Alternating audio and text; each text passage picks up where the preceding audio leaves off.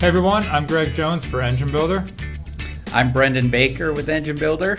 And welcome to another episode of Intellectual Horsepower. Today's a special episode. We have our first in-studio guest. Please welcome Lake Speed Jr. of Total Seal. Hello. Thanks for being here, Thanks Lake. for being here, Lake. Glad to be here. Yeah. Awesome.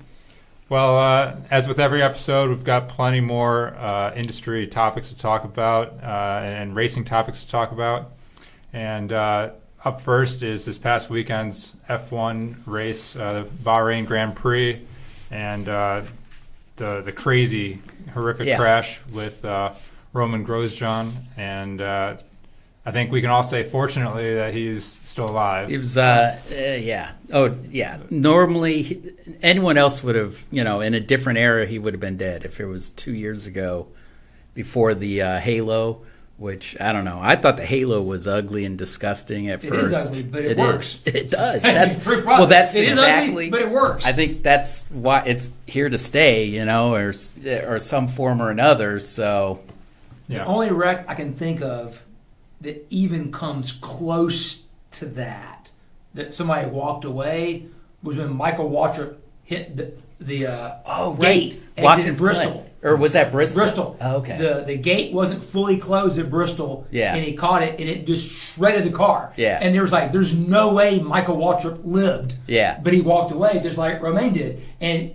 we saw that crash. I was like, I already knew that he had survived when I first saw it. Yeah. And I watched that, and I just screamed out loud in my house. My wife was like, "What's going on?" And I'm like, I can't believe that man's alive. Yeah. That's insane. Just to see him walk out of the Inferno, it looked like something out of a movie, really, some movie set. Because you're like, and I watched the whole thing live, which, when it first happened and I saw the flames, I'm like, that's not good. Yeah. And then when they cut away, they basically don't show it. They're like waiting to see if he's alive, even. Right. Right. Well, let's give the folks just a little bit of context in case they were one of the few people who didn't. Spoilers. Haven't Spoiler seen alert. it or didn't catch it on YouTube or something. But first lap of the Bahrain Grand Prix this past Sunday is when the accident happened. He hit the barrier at nearly 140 miles an hour. Yeah. And the reports say it was like a 53, 50 plus G impact or something. Yeah, like I thought that. it was. Yeah, it was at least that. He went straight under this steel barrier, and like everyone said, split it. 3 layers. He split it, and it cut the bottom 2 in half. Because the broke car, Armco barrier, right? And then the car is broken in half, and the car kind of peeled it like a banana, like it. Because I saw the slow-mo of it, it actually goes through, how those 3 Armco. Mm-hmm. So I don't know if it was the second layer or the third, whatever. It split, and because of that halo, it went up, and that bent the Armco around him. Because that would have killed him or decapitated him right away. So, and then it hit to the safety engineering. Oh yeah, without a doubt. I mean, I've been able to visit a Formula One team in the past. And it was mind-blowing, the level of engineering and precision manufacturing. But to see what happened with that crash, hats off to the FIA and all they do. Because people get a hard time about making this change for safety and that and all of this. I mean, that's... Even down to the suit. So they were just talking about all the wear that he wore. There's a lot of technology even in those suits. They've upped, like... Last year was the first year they kind of changed some of the regulations. They actually tested the socks and all the underwear and things that you had to wear. So even that level saved them. The only thing that got him was really, they said the gloves are your weakest point because you have to have feel in them. And because of the there's only like 1 layer of fire protection under there, so his hands are burnt. But, if that's all you get. I mean, Niki Lauda barely survived in, 75? And, he was mangled for life pretty much. Right. So, to have him survive. Like Blake said, the safety that the stuff in Formula One has in place, and you see it in NASCAR. NASCAR, IndyCar, they've these all guys stepped being able up. to walk away is an incredible testament to the safety put in place. And it gets tougher and tougher to argue against putting that stuff in there. Yeah, and when you need it, you need it. Remember when they all fought in NASCAR against the Hans device? Yeah. A lot of guys were like, "I won't wear that. I won't." Now that's not even a. I mean, they've built a whole cocoon inside of NASCAR. It's basically a Formula car inside of a NASCAR, the safety shell that they've built. But well, NASCAR says that a crash like this is going to take a lot more, research and looking into and studying what went wrong. Everyone will study this one for a while, I think, to improve upon going forward, and I'm sure that they will. But moving from Formula One to off-road racing, or I should say maybe lack of off-road racing, because Lucas Oil recently announced that they're going to be pulling out of their off-road racing series ownership that was presented by Geico, and they've been doing this racing series for 11 years now, so it's a pretty big deal, right, that they're pulling out. Yeah, it's a pretty big deal, I think, for anytime. Again, I think the pandemic has kind of changed a lot of dynamics for a lot of companies, and this is one of those things where I don't think they had a huge fan base. I think they have a loyal following and everything, but Lucas Oil, I mean, they've got like their own TV show. I mean, they've got their own channel, MAV TV, basically. So they're looking at the numbers and going like, does this, you got to kind of. It's a business decision. Yeah, at the end of the day, it's a business decision. Anybody that knows anything about Forrest Lucas and their companies, they love racing. Absolutely, they have been a fantastic advocate for racing. In almost every form. Every form. Yeah. Supported racers for a long time. I think this is purely a business decision based on the fact that the pandemic has had a massive impact on the petroleum industry. It's one of the ones that's been hit the hardest. Oh yeah. Absolutely. So I think it's just there's no one, that's the thing. Some industries have been decimated by the pandemic. Other ones have really flourished and helped them thrive. Yeah. This is one where petroleum definitely been hit hard. Yeah. So I think this is just a lot of people side effect. Don't even see that, because you see, racing. And a lot of people are like power sports and things are doing really well, but then it's the petroleum side really. The lack of use and I mean most oil companies that are involved in racing are involved in it for marketing. Yeah, it's not because you can make enough money selling racing oil to racing teams. Right? I mean, trust me, I should know. Yep. We got the right guy to talk about so that. That's not the market where you're going to be able to build your company and sustain your company for years to come off of just the racing market. Yeah. So racing is more marketing for the big commercial industrial and all that. That's the stuff that's been heavily impacted by COVID. So this all makes sense. I mean, listen, if ExxonMobil and BP and Shell get impacted by COVID, guess what? Everybody else that's right. They've all lost pretty record numbers so far. So that makes sense. Hopefully this is just more of a temporary. Yes. That's exactly. I was just going to ask. Do you guys see this, coming back in a year or two? I don't know if they'll come back to off-road or not. It depends. I mean, off-road still has a pretty good, but it's the big races. Everyone wants to watch Baja and stuff. I don't really like watching the circuit off-road so much, but if I would watch Baja all day, that I love that. I don't think off-road racing is going anywhere. I think this is a hit, but I think it's more of a temporary hit. Those guys are committed. This is their life. There's a whole lifestyle around that. Yeah, this is what you do. It's kind of like me being a go-karter. This is what we do. Right. Those guys, they're desert racers. They're going to go desert racing. Yeah. There's not going to be a checkup. They'll keep on racing. They'll keep on going. They'll be all right. They've done it. Yeah, they've done it before Lucas. They did it way before anybody even knew they were doing it. Yeah. Right. Well, unfortunately, Lucas Oil had to make that decision to pull out of the off-road racing series, and hopefully it's temporary, as we all suspect that it might be. But we will see how that goes. Brendan, you had mentioned that. Well, I was just going to talk about because Volkswagen just announced that they're pulling out of motorsports. Although they weren't really so much in motor, they've already kind of soft pulled out. They stopped all their rally programs, with like Andretti and all that. And then they had a Pikes Peak kind of a prototype electric race car that they were doing, but so they've basically shut down everything and redirected those guys because apparently they're in a big race with Tesla to build like a cheap, or I should say cheap, maybe affordable EV, and they're going all in on EVs. I don't know why they're not in Formula E exactly, but That's for another. And Audi pulled out of Formula E as well, but they're going to go with hybrid sports car. Well, I mean, that's the Porsche VW Audi group, and you see it across is. the board, So they kind of they are very much focused on the EV. Yeah. Porsche has already said that the 911 is going to come with an EV option pretty like a soon. Oh yeah. So they'll have a hybrid. Then there's an EV version, possibly in the future.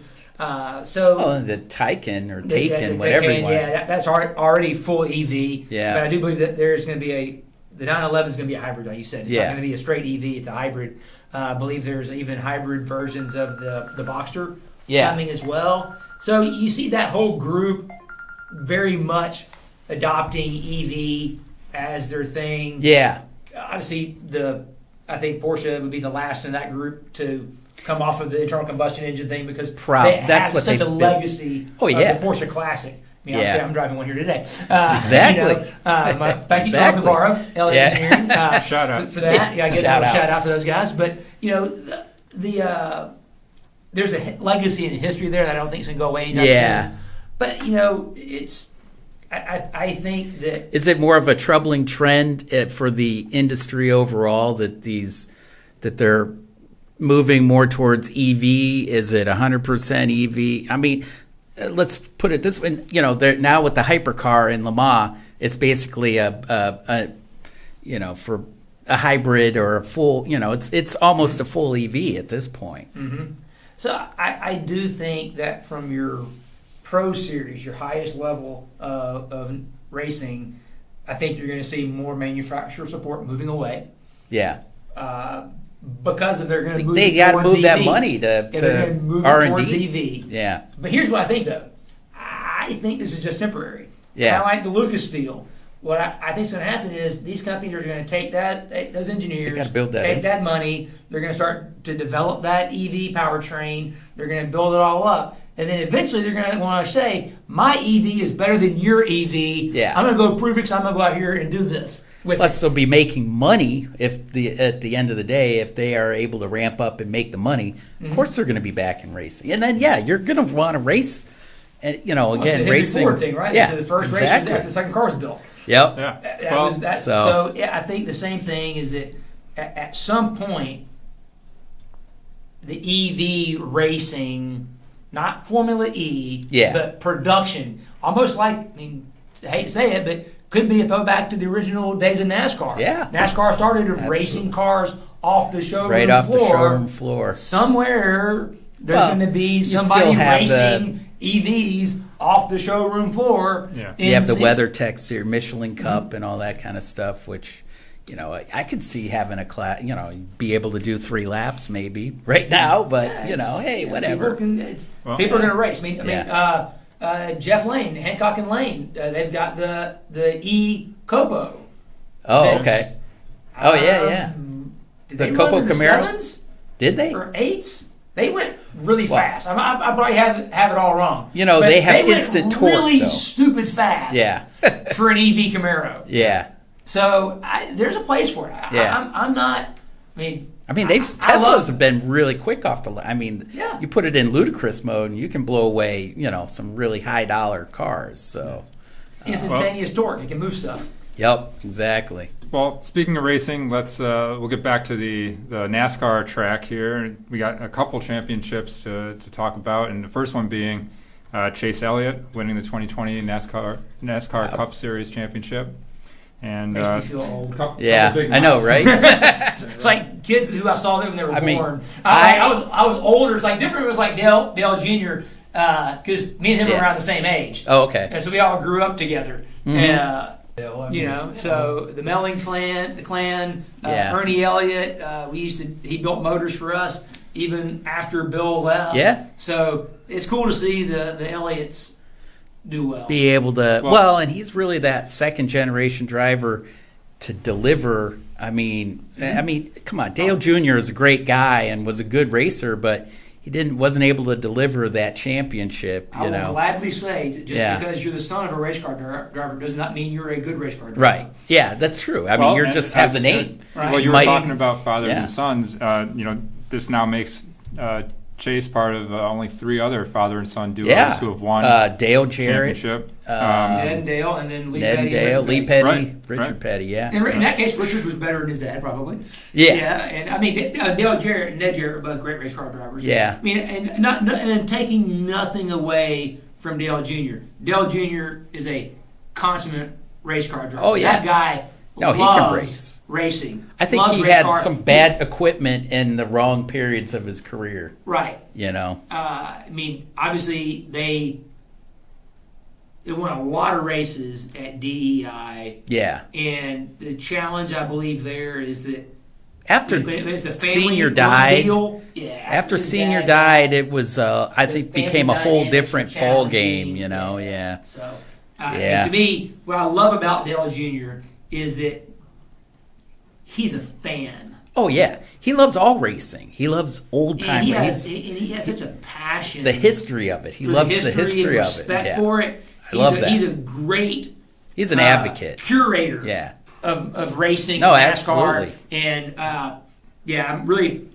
He's doing a great job doing what he does, and that's awesome. He's doing that, and not he's just got a good platform now to where he can ride off in the woods because obviously he got enough money he could just head off to the ranch and he still check can out get in. and never see it. And we're going to talk about Dale Jr. a little bit more here in a second. Oh yeah, and talk more about his passion for the industry because it comes back into play. Okay. But again, congrats to Chase Elliott on the championship.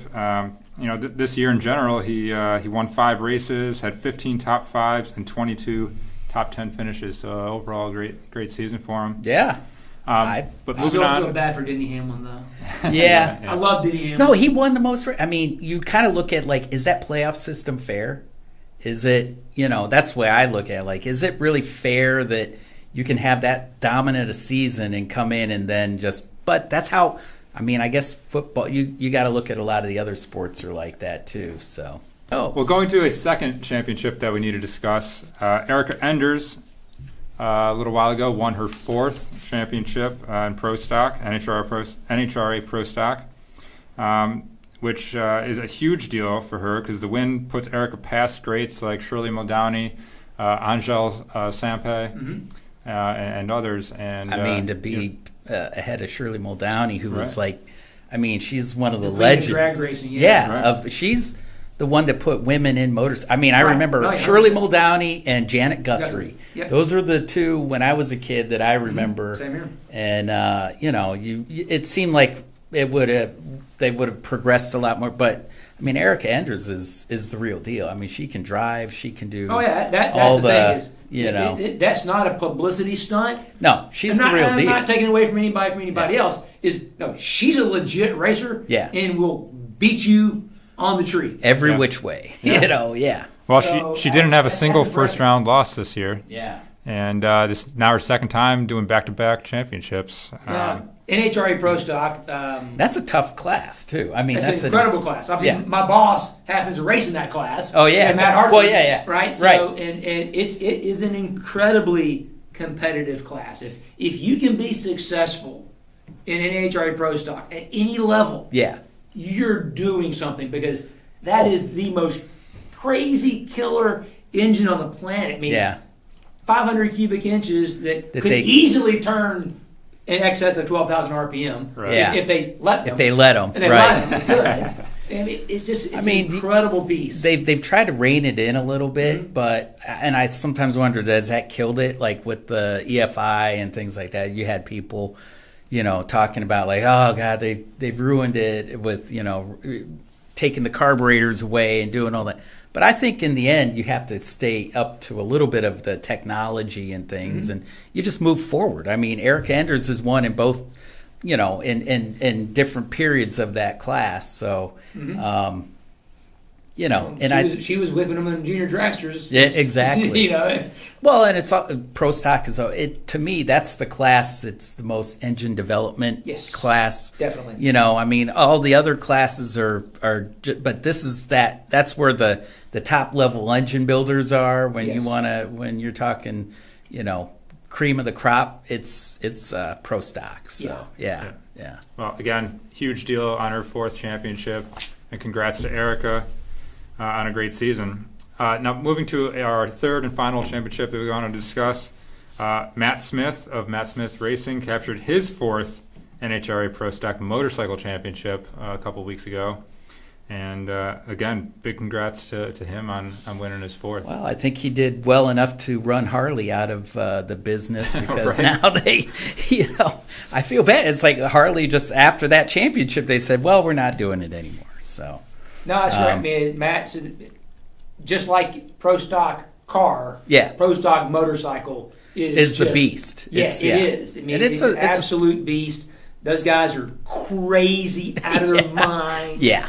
They're one of the funnest ones to watch. Besides Pro Stock, I think watching those Pro Stock bikes run, you're just like, holy, they are insane. It's cool. So, and that's cool because a lot of those people we mentioned are customers of ours. That's kind of cool too. That's right. It's great to see them winning and doing well. And then with Matt and Angie being a husband and wife team, that's a whole other dynamic that's kind of neat. How they even do that, I don't know. And there's not a whole lot of family left in racing anymore because there's so much traveling and all that. It's hard, and for them to have a family operation like that, it's really cool. Yeah, and congrats to Angie. She won a Wally that weekend as well, which is a big deal for her. And Ann became a member of the 200 mile per hour club, which I know. I mean, I think she's the first woman to do that in motorcycle. And probably in motorcycle, like in competition, because I think there's land speed. Oh, yeah, a lot of people. Yeah, a lot of the Bonneville people. Well, they're talking about the Denso Pro Stock motorcycle. Yeah, that's in the NHRA. Yeah, that's a special she's number. The first woman to do that. Sure. Cool. Yeah, that's very cool. Again, congrats to everyone at Matt Smith Racing.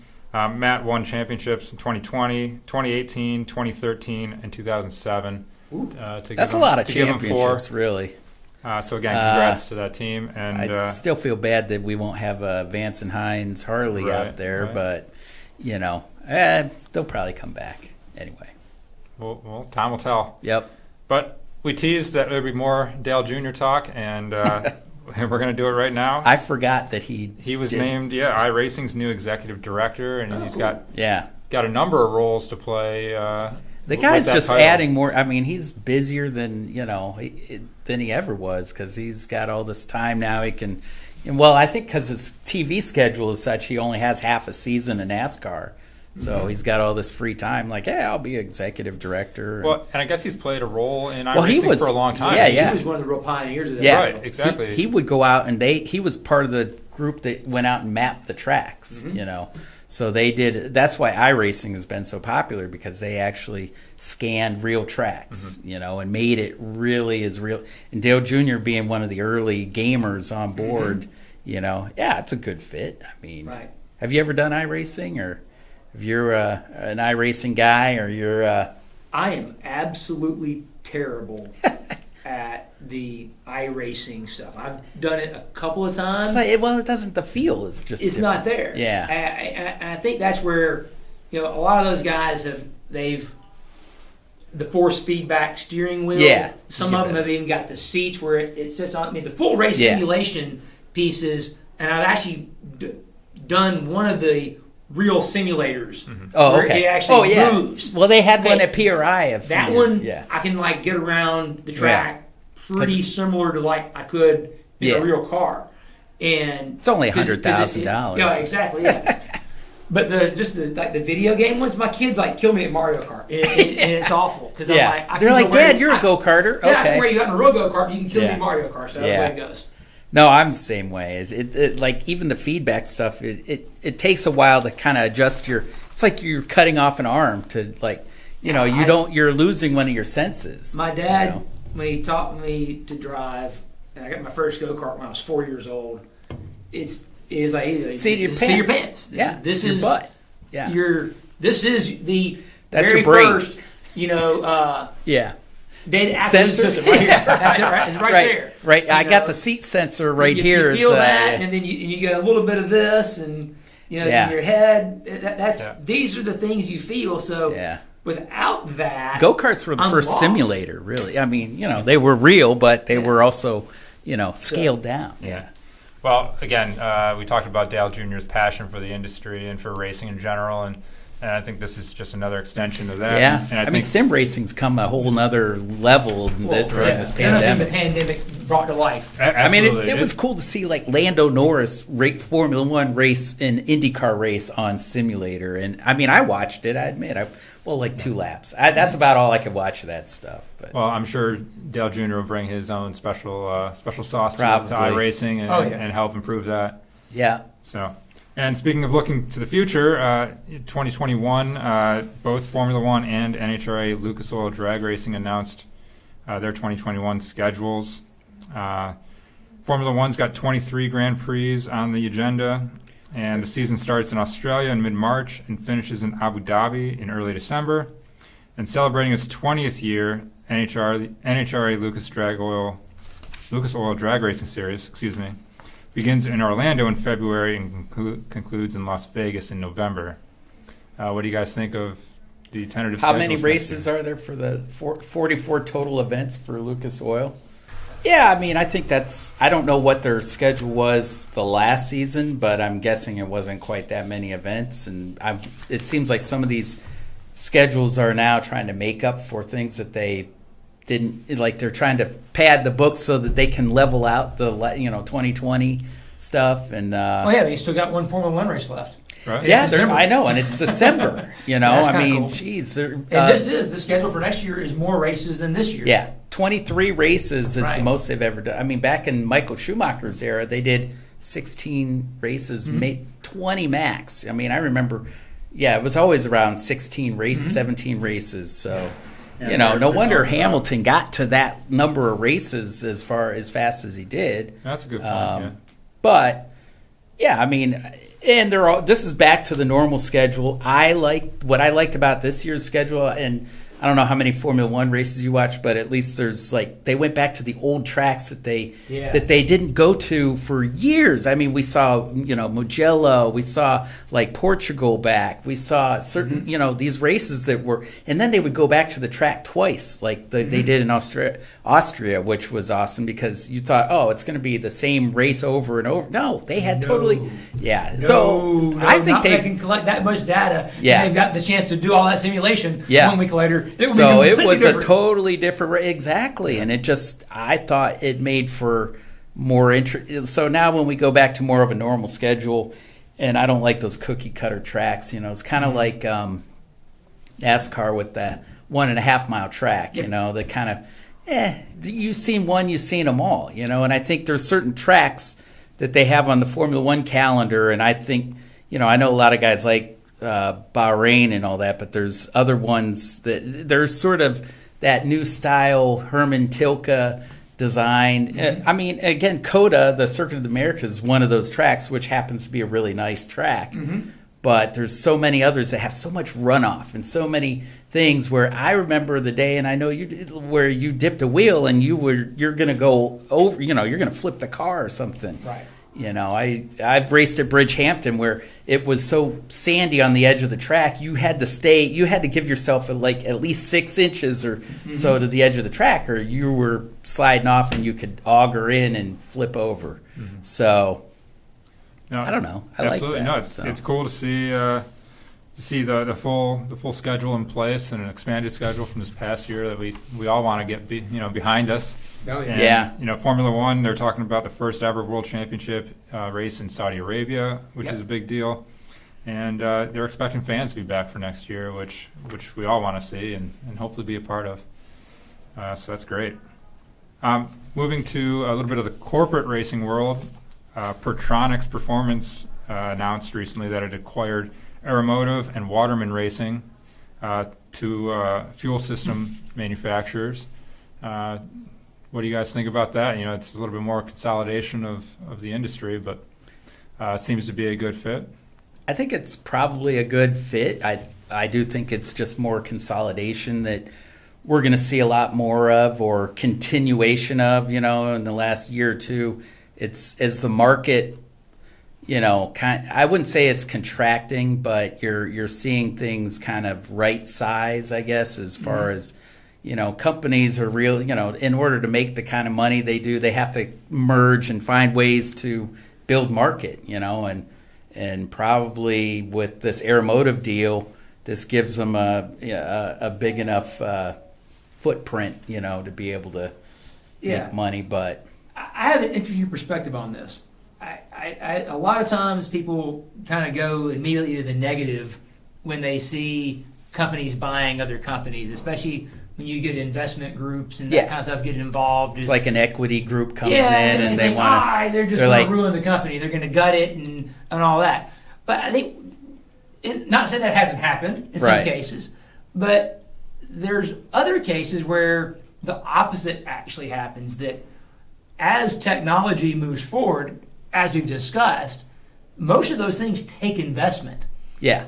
And in some cases, it may be investment that they're not able to make or they're not willing to make, and it takes having someone else come in that is maybe longer term committed, or they've got more financial resource to make the big investment in new software or new technologies that enable the future of the company. Because if you're just riding the same technology that you developed in 1970, well, then you're not going to be a company 20 years from now. Yeah. You've got to innovate new things, and sometimes that takes investment. So I say don't judge these mergers the same. Right. Let them play out. Yeah, you have to let it play out. And no, I agree. I think that sometimes they bring those deals come together because they see the, I hate to use the stupid word, synergy. But I mean, it's like 30 Rock something. You just say synergy all the time and they'll buy it. But, at the same time, I think that these deals have to make sense to everybody involved there. And if it's going to help build a better product, which I think in the end they want to have, that stuff takes investment, like you said, to hit new levels and to get new products out there. You have to partner with people and make, so there's so many behind the scenes things going on that you don't know. But we do have to let it play out, because there can be bad deals out there for sure. Because you can make a part on a manual lathe. Yeah. Well, but you can't make as many parts. But you can't make 10,000 of them that easily. And you need a CNC machine for that. Yeah. And that's a lot of money. Yeah. And for some people, this is what it takes, outside investment, those kind of things, to be able to put in the kind of equipment that's going to be required to be able to make products at a higher volume or at a price point that is more affordable, so more people can access that technology. So it's not always a bad thing. Yeah, and I think you guys both, nailed it on the head. That this is a move that just makes sense. It fits well, and I think these two companies obviously agree. Aeromotive president Steve Matusik said that this is a case where 1 + 1 is going to equal 3.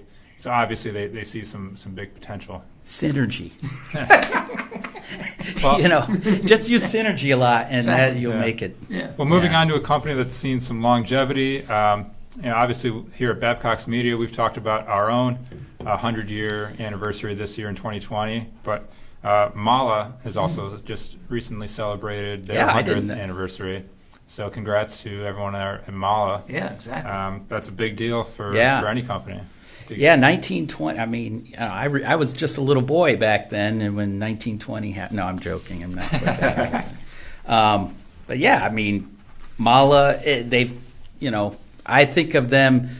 Obviously, they're a German company, but because they bought out Klevite, they've kind of molded into. So they've become, part of our American lexicon, I think, as far as in performance. They're an absolute global supplier. Absolutely, you have a hard time building a car without having something from MAHLE. Yep. Absolutely. They American, domestic, foreign, you name it. They said about half of today's cars have is it? some kind of MAHLE component in it. That seems... And a lot of them are manufactured here in the U.S. The piston group that does the racing pistons, they're a customer. MAHLE Motorsport is basically U.S. North Carolina, North Carolina and Tennessee. So they're right here in this East Coast. So, and I think that but MAHLE being a technology, they're also developing stuff for EV things. I mean, I've seen some of their stuff, you're like, that's MAHLE? But they have so many, they're like a Delphi, they're such a big OE supplier. Right. But they have a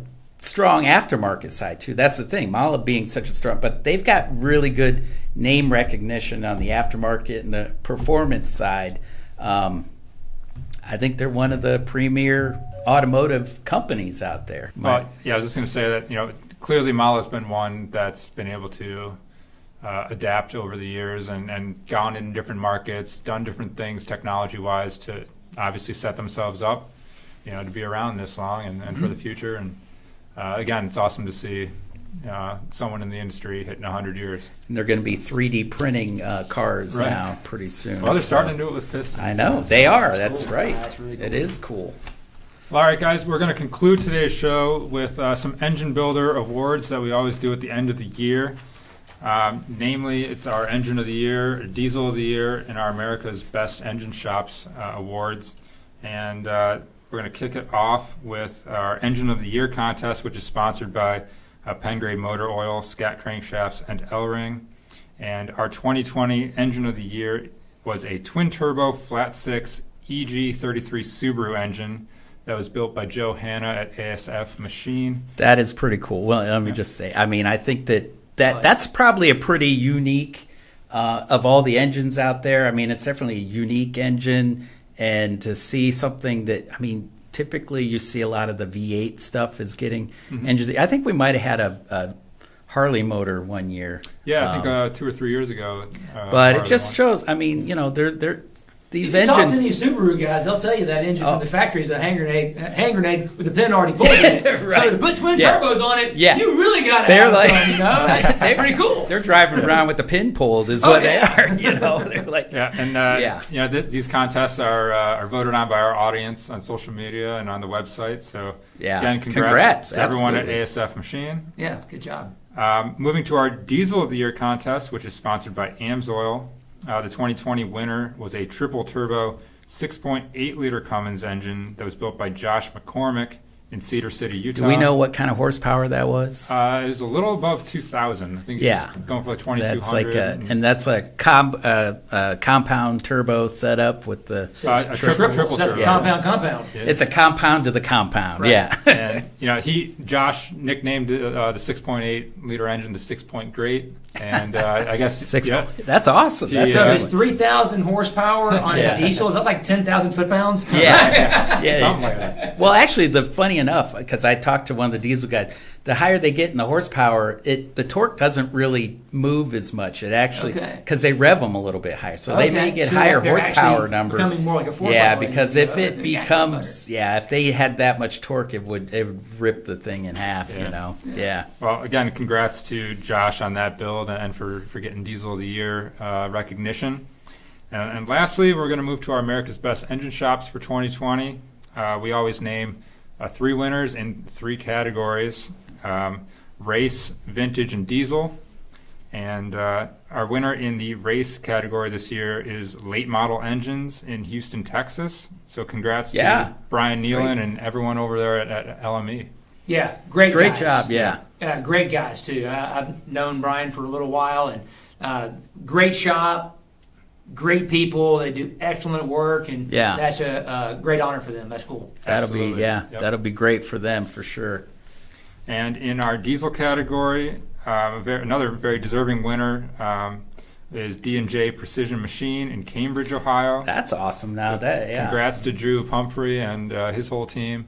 Again, those guys are doing some top-notch stuff up there with Cambridge, the guys at Fleece and guys at Wagler. D&J is doing all that same stuff. So doing a great job. Around our place, we just call them the crazy diesel guys. We have a whole diesel ring package, a whole home set up for those crazy diesel guys. You got to have this. There's hot rodders, and then there's crazy diesel guys. The crazy diesel guys are literally off the edge of the planet, crazy. Well, you got to think different cool stuff, and I love that. That's what's so neat about the diesel market.